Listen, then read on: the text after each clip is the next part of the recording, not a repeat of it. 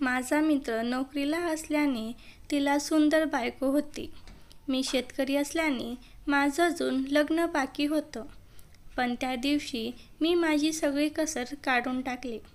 माझा मित्र झोपला तेव्हा मी वहिनीचा हात माझ्या हातात घेऊन दोघं हळूहळू माझ्या खोलीकडे निघालो. माझ्या खोलीत AC सुरू होता, पण आमच्या मनात मात्र भावना कोणत्याही थंड हव्याने थांबत नव्हत्या. मी हळूहळू त्यांना, नमस्कार मित्रांनो, आज मी तुमच्यासोबत शेअर करतोय माझ्या आयुष्यातील एक असा अनुभव. माझं नाव रमेश आहे. माझा मित्र आणि मी एकत्र शाळेत शिकत होतो आणि आम्ही पुण्याला नोकरीला लागलो. पण कोरोना काळात वडिलांच्या निधनामुळे घराची पूर्ण जबाबदारी माझ्यावर आल्याने मला ती नोकरी सोडावी लागली आणि गावी परत यावे लागले. पण माझे मित्र नोकरीला असल्याने एका चांगल्या शिकलेल्या आणि सुरक्षित कुटुंबातल्या मुलीशी लग्न झालं. तिचं नाव होतं अंजली. ती दिसायला देखणी, स्वजल स्वभावाची आणि संस्कारी होती. मी शेतकरी असल्याने माझं अजून लग्न झालं नव्हतं, पण मी माझ्या गावातील सर्वात मोठा शेतकरी आहे. आमच्याकडे वडिलांच्या हिश्श्यावर आलेली 5 एकर शेती होती. त्या शेतात मी केळीचे उत्पन्न घेऊ लागलो. त्यातून मला फायदाही फार होऊ लागला होता. म्हणून थोडी हिंमत करून मी आजूबाजूच्या शेतकऱ्यांची शेती मी उक्त्याने म्हणजेच बटेने करू लागलो. त्यामुळे आज मी गावातील सर्वात यशस्वी आणि श्रीमंत शेतकरी म्हणून माझी ओळख निर्माण झाली. सध्याच्या घडीला माझ्याकडे माझी शेती पकडून 80 एकर शेती आहे. माझ्याकडे एवढा पैसा असूनही मला कोणत्याही गोष्टीचा गर्व नव्हता. म्हणून गावातील सर्वच माणसे मला एक आदर्श शेतकरी म्हणून मानत होती. म्हणून मी नोकरीत मिळणाऱ्या पैशापेक्षा दुप्पट पैसे शेतीतून कमवायला लागलो. आज मी माझ्या पायावर उभे राहून माझ्या सगळ्या जबाबदाऱ्या पार पाडत होतो. काही दिवसांनी मला फोन आला. माझ्या मित्राने पुण्याला फिरण्यासाठी मला खास बोलवलं होतं. माझ्या घरातली जबाबदारी आणि आर्थिक अडचणीमुळे मी पुण्यात जाऊ शकलो नव्हतो. पण मीच त्यांना मला भेटण्यासाठी गावी बोलवलं. म्हणून तो आज संध्याकाळी पुण्यावरून माझ्या घरी त्यांच्या स्वतःच्या गाडीने येणार होता. त्याचे नाव सुनील होते. त्यामुळे मी आज संध्याकाळी शेताकडे चक्कर टाकली नव्हती, कारण सुनीलची वाट पाहत मी घराच्या वरांड्यात खुर्ची टाकून बसलो होतो. बरोबर 5:45 वाजता सुनीलची गाडी माझ्या घरासमोर आली. सुनीलला गाडीतून उतरताना पाहून मी धावतच त्याच्याजवळ गेलो आणि त्याला मिठी मारली. सुनीललाही मला पाहून खूप आनंद झाला होता, कारण आम्ही बऱ्याच दिवसानंतर एकमेकांना भेटत होतो. आम्ही फोनवर नेहमी बोलत असलो तरी समोरासमोर भेटण्याचा हा पहिलाच प्रसंग होता. थोड्याच वेळात माझे लक्ष अचानक सुनीलच्या गाडीकडे गेले. त्यातून एक सुंदर बाई बाहेर येताना दिसली. माझे डोळे त्या बाईकडेच एकवटले. मग सुनील मला म्हणाला, रम्या, ही माझी बायको आणि तुझी वहिनी अंजली आहे. मी मनात म्हणालो, फारच सुंदर बायको मिळाली रे सुनील तुला. काश माझं पण नशीब तुझ्यासारखं असता. आमच्या सुनील भाऊचं नशीब खरंच भारी आहे. इतकी सुंदर आणि शरीराने भरदार वहिनी मिळाली की पहिल्यांदाच पाहिलं तेव्हा अक्षरशः श्वास रोखला गेला. ती गोरीपान त्वचा, जणू दुधात मिसळलेलं केसर आणि ती साडीमध्ये दिसणारी, ओहो, थेट स्वप्नात यावी अशी. तिचं चालणं म्हणजे जणू अंगणात वाऱ्यांशी लहरणारी अबोली. तीव्र वळण आणि चालताना हलणारा तिचा पाठीमागचा तो स्वजल आकृती, जणू नजर तिथून हटतच नव्हती. आणि जेव्हा ती केस मागे करत हलकसं हसते, आहा, स्वतःची धडधडच वाढते. मी एकटक वहिनीकडे पाहतच राहिलो. वहिनीने मला हाय बोलल्या तेव्हा माझे लक्ष बाजूला झाले. मी पण त्यांना हाय करत घरात बोलावलो आणि त्याची ओळखी आईशी करून दिली. त्यानंतर अंजली वहिनीला फ्रेश होण्यासाठी बाथरूमला जायचे होते, म्हणून मी त्यांना बाथरूम दाखवण्यासाठी त्यांच्यासोबत गेलो. त्यानंतर मी सुनीलजवळ येऊन बसलो आणि आमच्या शेतीसंबंधी चर्चा रंगल्या. त्याचवेळी अंजली वहिनी बाथरूममधून फ्रेश होऊन लाल साडी घालून आमच्यासोबत येऊन बसल्या. त्या लाल साडीमध्ये इतक्या सुंदर दिसत होत्या की त्यांना पाहून माझ्या मनात आले की आत्ताच त्यांच्या ओठांवर ओठ ठेवावे. माझी नजर अंजलीकडेच होती, पण कान सुनीलच्या बोलण्याकडे होते. उद्या सकाळी मी त्यांना माझ्या शेतावर नेणार होतो. आता आमच्या गप्पागोष्टीमध्ये संध्याकाळ संपून रात्रीचे 8 वाजले होते. आमच्या जेवणाची वेळ झाली होती, कारण आईची तब्येत बरी नसल्याने आम्ही संध्याकाळी लवकर जेवण करत होतो.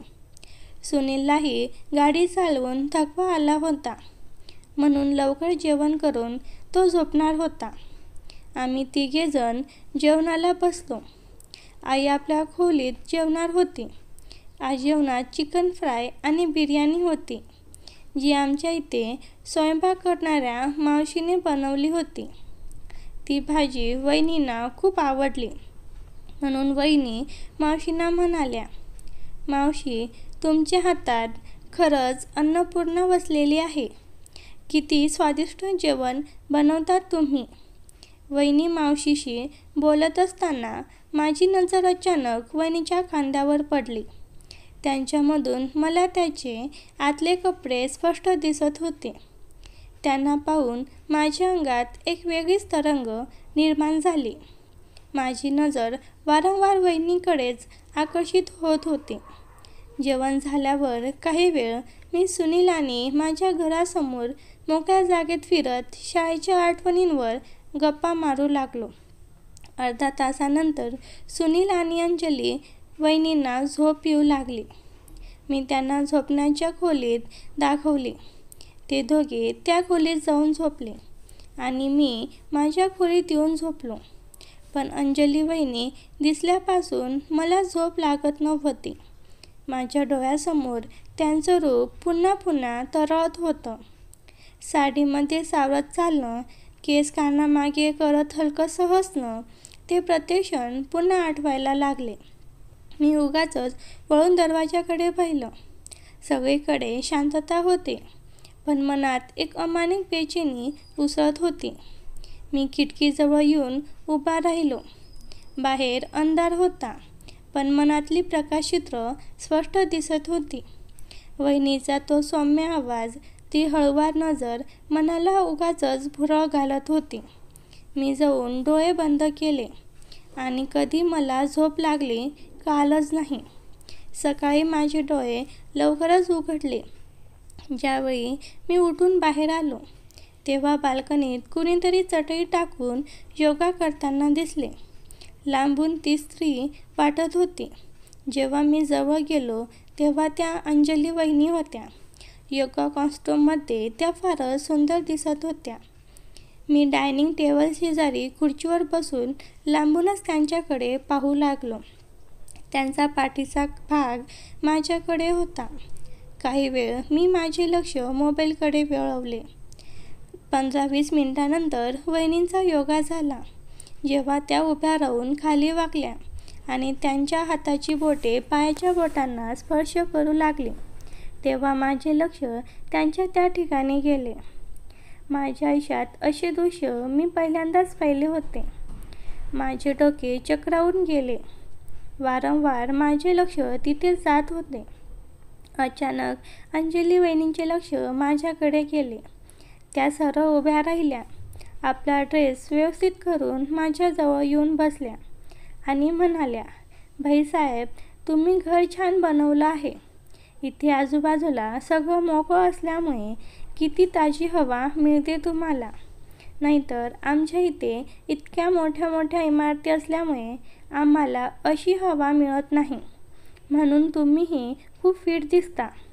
योगा ड्रेस वहिनीच्या शरीरातला इतका फिट होता की माझे लक्ष वारंवार त्या ठिकाणी जात होते.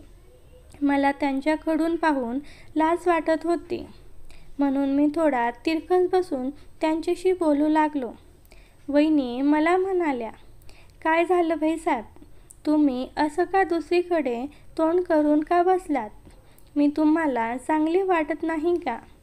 मी म्हणालो, अशी काही गोष्ट नाही भाभी, तुम्ही तर दिसायला खूप सुंदर आहात, पण तुम्ही जो ड्रेस घातला आहे ना, तो ड्रेस आमच्या इथल्या बायका घालत नाहीत, म्हणून तुमच्याकडे पाहिल्यावर मला काहीतरी वेगळं वाटतं, म्हणून दुसरीकडे तोंड करून बसलो. वहिनी म्हणाल्या, ठीक आहे, मग मी आता माझा बदलून येते, मगच तुम्ही माझ्याशी बोलाल. एवढे बोलून वहिनी त्यांच्या खोलीत गेल्या आणि मी तिथेच बसून मोबाईल पाहू लागलो. काही वेळाने वहिनी ड्रेस बदलून साडी घालून माझ्या जवळ येऊन बसल्या. यावेळी त्यांच्या हातात मोबाईल होता. त्या माझ्याशी न बोलता त्या मोबाईलमध्येच गुंग होत्या. मीही तसाच एकटाच खुर्चीत बसलो होतो, पण नजर मात्र नकळत त्यांच्याकडे वळली होती.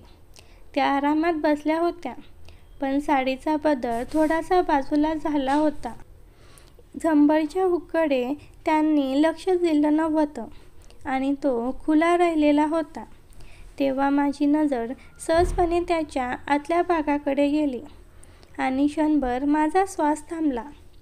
कुठलीच पट्टी, कुठलंच आवरण दिसत नव्हतं. त्वचेचा तो नितळ गोरा भाग, तो देखावा मनाला हलवून गेला.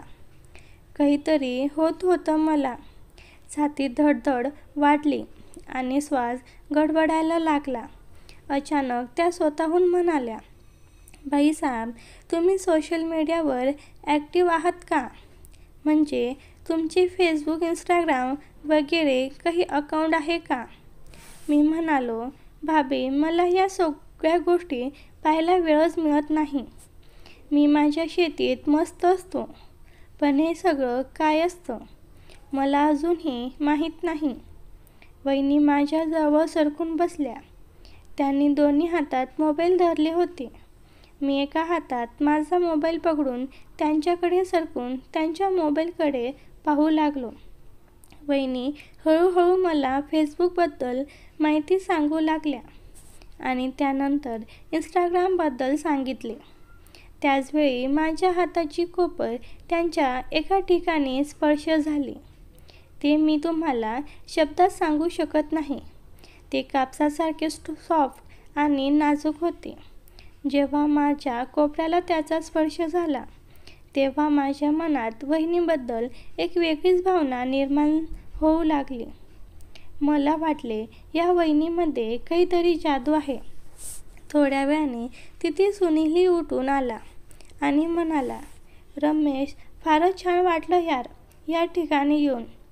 बऱ्याच दिवसानंतर अशी झोप लागली होती. वहिनी म्हणाल्या, तुम्ही दोघे मित्र आता गप्पा मारा, मी फ्रेश होऊन येते. मी स्वयंपाक करणाऱ्या सुनंदा मावशींना आवाज देऊन आम्हा दोघांसाठी चहा बनवायला सांगितला. मावशीने चहा इतका छान बनवला होता की आम्ही दोघे मित्र चहा घेतच होतो. तेवढ्यात शेतावर काम करणाऱ्या माणसांची गर्दी घरासमोर जमली. मी चहाचा कप हातात घेऊन त्या माणसांसमोर येऊन उभा राहिलो आणि त्यांना कामे वाटून ज्या शेतात पाठवायचे होते ते रवाना केले. हे सगळं वर बसून सुनील पाहत होता आणि मला म्हणाला, अरे रमेश, तू या कामासाठी एक माणूस का नेमला नाहीस? म्हणजे तुला पुढचं काम सोपं होईल. मी म्हणालो, या कामासाठी मी कुणावर विश्वास ठेवू शकत नाही, कारण मी जसं आणि ज्या पद्धतीने काम करतो तसं दुसरा माणूस करू शकत नाही. तो फक्त टाईमपास करेल आणि माणसाकडून काम करून घेण्याची ताकद त्यांच्यात नसेल. तो फक्त इथे उभा राहून फुकटचे पैसे घेईल. मी सुनीलशी बोलत असताना वहिनी तयार होऊन आमच्याजवळ येऊन बसल्या. यावेळी त्यांनी पंजाबी ड्रेस घातला होता. त्यात त्या इतक्या सुंदर दिसत होत्या की मी ते तुम्हाला शब्दात सांगू शकत नाही. वहिनीने पुन्हा मोबाईल घेऊन त्यात गुंग झाल्या. आता सकाळचे 8 वाजले होते. आम्हालाही शेतात जायची वेळ झाली होती, कारण आज मी सुनील आणि वहिनींना शेतात नेणार होतो. मी फटाफट तयार होण्याचे नियोजन केले आणि सुनीलला सांगून बाथरूमच्या दिशेने निघालो. जेव्हा मी अंघोळीसाठी बाथरूममध्ये गेलो, तेव्हा समोरचे दृश्य पाहून माझे डोके चक्रावून गेले. माझ्या आयुष्यात मी असे कपडे कधीच पाहिले नव्हते. ते कपडे नावावर वहिनीने टांगून ठेवले होते. ते म्हणजे वहिनीतले आतले कपडे, ज्यावर 3D प्रिंट होती. जेव्हा मी त्यांना हात लावला, तेव्हा ते इतके सॉफ्ट आणि नरम लागले की असे कपडे घालण्यासाठी असू शकतात याची मला तेव्हाच कल्पना आली. मी त्या कपड्यांना बाजूला सरकवून अंघोळीकडे लक्ष केंद्रित केले आणि फटाफट अंघोळ करून तयार होण्यासाठी बाहेर आलो. त्याचवेळी मी सुनीललाही अंघोळीसाठी आवाज दिला. सुनील लवकर अंघोळ करून तयार झाला. मी सुनंदा मावशींना आम्हा तिघांसाठी नाश्ता बनवण्यास सांगितलं. आम्ही तिघांनी नाश्ता केला आणि शेताकडे निघालो. घरापासून शेताचे अंतर 20 मिनिटाचे होते, म्हणून हळूहळू मी सुनीलच्या गाडीत शेताकडे जाऊ लागलो. जेव्हा मी शेताजवळ पोहोचलो, तेव्हा शेतातल्या कच्च्या रस्त्यावरच गाडी पार्क केली, कारण रात्री शेतात पाणी भरलेले होते, त्यामुळे तिथे बराच चिखल झाला होता. अशा वेळी गाडी आत नेली असती तर ती फसली असती, म्हणून आम्ही तिघे शेतात पायी जाऊ लागलो. शेतात चिखल जास्त असल्याने आमच्या तिघांचेही पाय खूप पसरत होते. पण माझ्या शेतातील उत्पन्न आणि उभे पीक पाहून सुनीलला आश्चर्य वाटले. त्याने मला ड्रॅगन फ्रूट लागवडीबद्दल जी माहिती सांगितली होती, त्याबद्दलचा त्याचा विचार आता बदलला. तो म्हणाला, रमेश, तू ज्या पद्धतीने शेती करतोस तीच पद्धत मला सुद्धा वापरावी लागेल, म्हणजे माझे उत्पादनही तुझ्यासारखी वाढ होईल. माझी एकूण 25 लाखाची बाग असूनही उभी होती. वर्षाला मी 25-25 करून 2 वेळा बाग काढायचो आणि ते उत्पन्न सुनीलच्या उत्पन्नापेक्षा दुप्पट होते. आम्ही गप्पा मारत असताना वहिनीचा पाय शेताच्या बांधावरून सरकला. मी त्यांना पकडण्यासाठी त्यांच्याकडे सरकलो. माझा एक हात त्यांच्या एका ठिकाणी स्पर्श झाला. ते मी तुम्हाला शब्दात सांगू शकत नाही. दुसरा हात माझ्या हातात होता. वहिनींना कदाचित कळले नव्हते की माझ्या हाताचा स्पर्श त्यांच्या कोणत्या ठिकाणी झाला. त्या माझ्या कानात हळूच म्हणाल्या, भाईसाहेब, तुमच्या हातांची मजबूती पाहून मला काहीतरी होऊ लागलं आहे. इतका मजबूत हात मी आयुष्यात कधी पाहिला नाही. तुमच्या हातात काय ठणकपणा आहे. असं वाटतंय की पुन्हा पुन्हा तुमच्या हातांना स्पर्श करत राहावा. सुनीलचे माझ्याकडे लक्ष होते आणि अंजली वहिनी माझ्या हातावर फिदा झाल्या होत्या. शेताचे काम करून माझे हातही मजबूत झाले होते, पण माझा हात ज्या ठिकाणी वहिनींना स्पर्श झाला, तो भाग फार सॉफ्ट आणि मुलायम होता. आता माझे लक्ष वारंवार तिथे जात होते. दुपारी 11 वाजेपर्यंत मी जेवढी शेती करत होतो, तेवढ्या शेतात मी त्यांना फिरून घरी घेऊन आलो. त्यांना एवढ्या मातीत चालण्याची सवय नसल्याने ते खूप दमले होते. जेव्हा मी सुनंदा मावशींना विचारले, तेव्हा जेवण तयार होते. त्या दोघांनी आमच्यासोबत जेवण करून आराम करण्याचे ठरवले. दुपारचे 12 वाजले होते.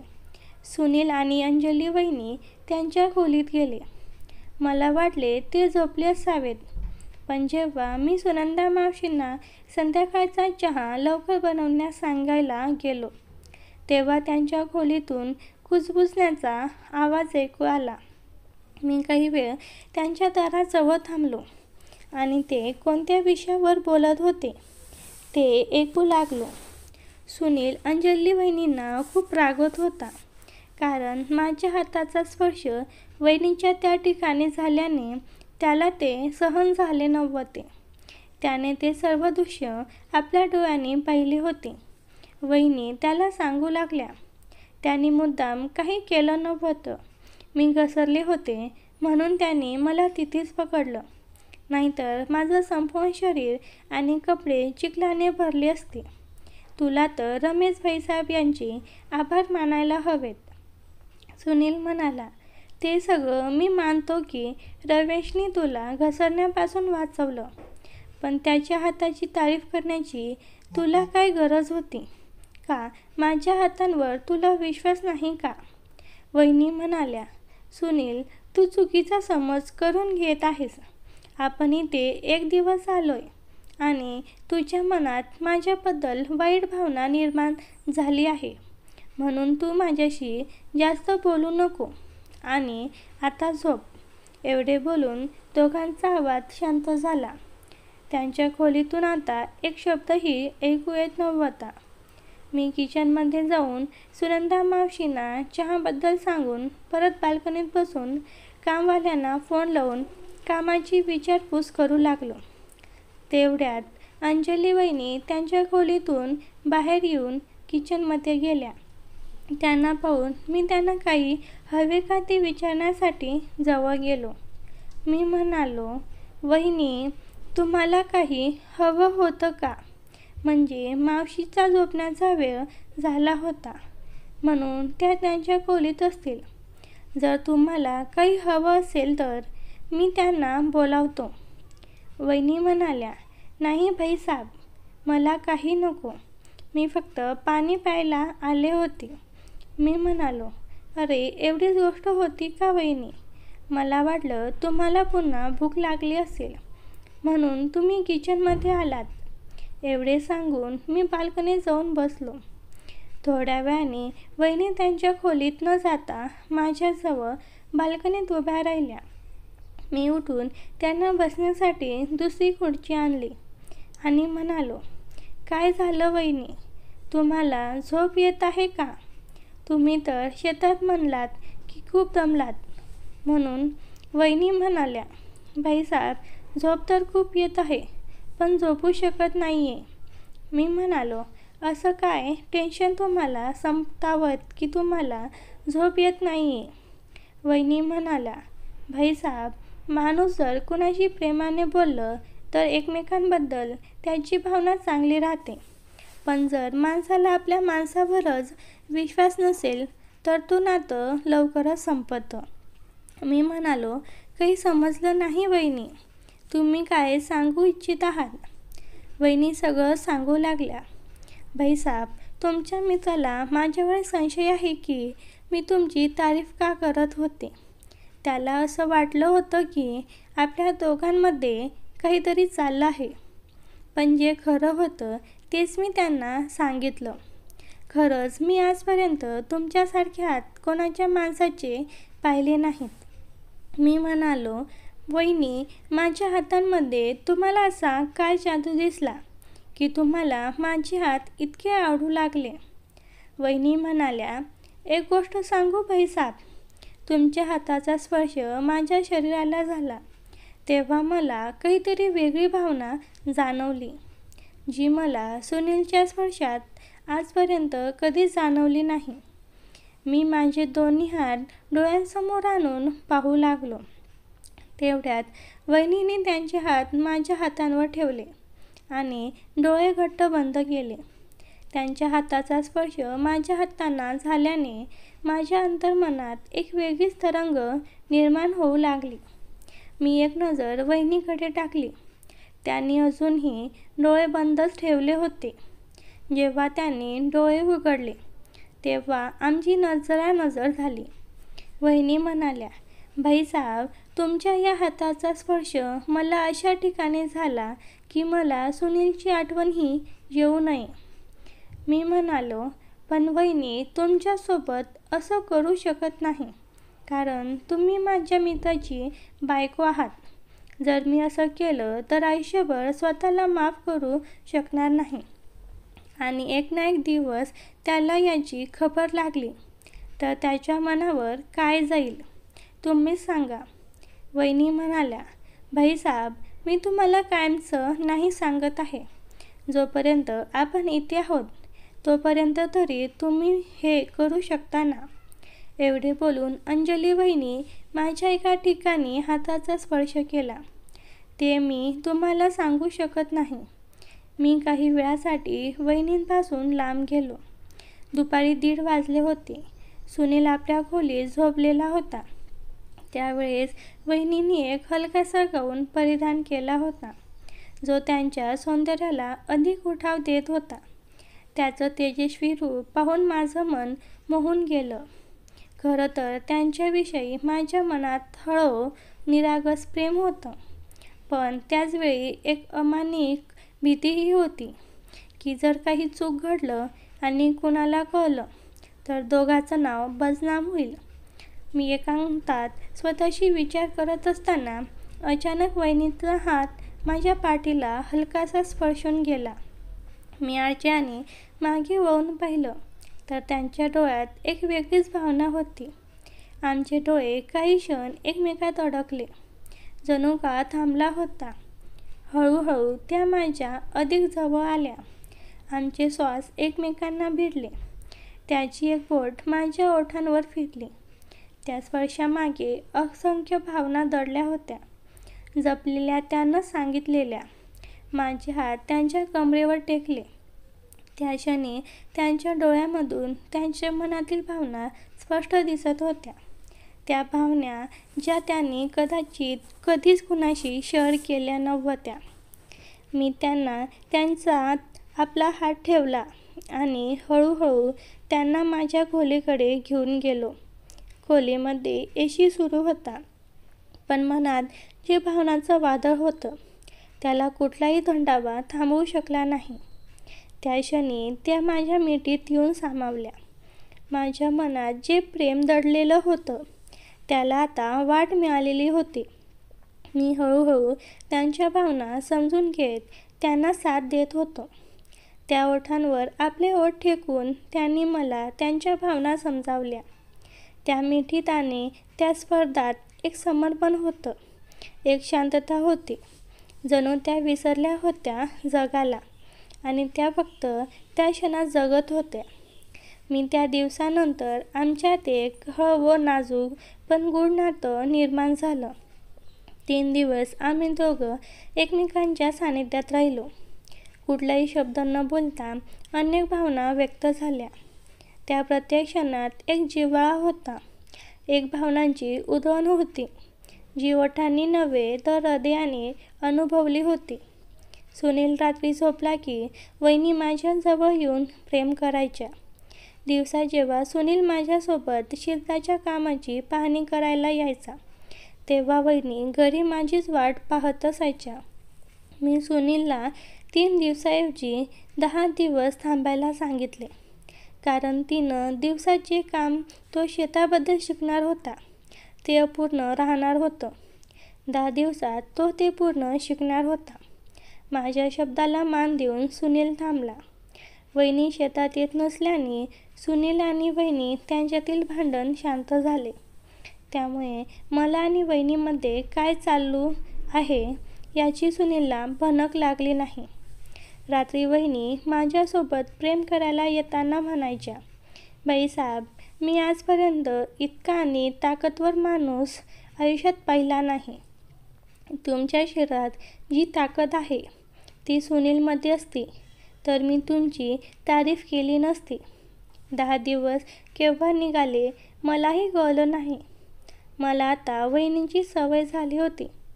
त्यांच्याशिवाय माझं चित्त लागत नव्हतं. ते पुण्याला गेल्यानंतरही मला त्यांची आठवण येत होती. मी वहिनींना फोन करून एके दिवशी पुण्याला त्यांना भेटण्याचा प्लॅन केला. मी त्यांच्या घरी न राहता लॉजवर राहून जेव्हा सुनील घरी नसताना त्यांना भेटण्यासाठी त्यांच्या घरी जायचो आणि तिथे गावी अपूर्ण राहिलेलं प्रेम मी वहिनींसोबत पूर्ण करू लागलो. तुम्हाला ही कथा कशी वाटली आम्हाला कमेंट करून नक्की सांगा. कथा आवडली असेल तर चॅनलला सबस्क्राईब करा आणि व्हिडिओला एक लाईक नक्की करा. व्हिडिओ शेवटपर्यंत बघितल्याबद्दल तुमचे खूप खूप आभार. धन्यवाद.